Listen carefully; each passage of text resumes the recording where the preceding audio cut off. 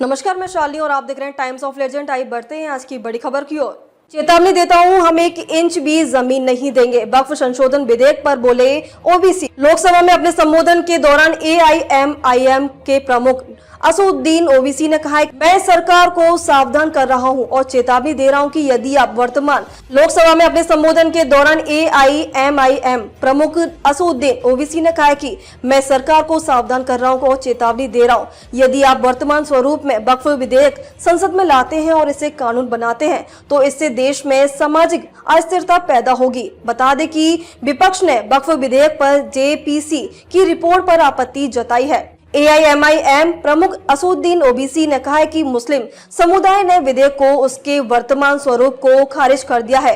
OBC ने दावा किया कि विधेयक का वर्तमान स्वरूप भारतीय संविधान के अनुच्छेद 25, 26 और 14 का उल्लंघन करता है, जो धार्मिक समानता और स्वतंत्रता के अधिकारों की गारंटी देता है।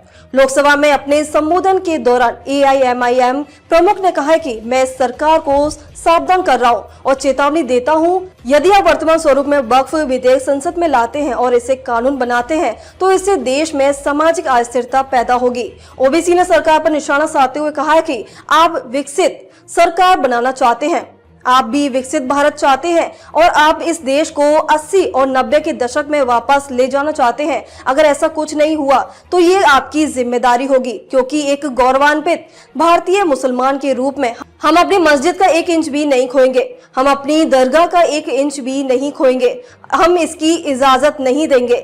वक्फ कानून में संशोधन से संबंधित विधेयक पर गठित संयुक्त संसदीय समिति की रिपोर्ट को 11 मतों की तुलना में 15 मतों के बहुमत से स्वीकार कर लिया गया है। जेपीसी ने लोकसभा सचिवालय को गुरुवार को अपनी रिपोर्ट सौंप दी है।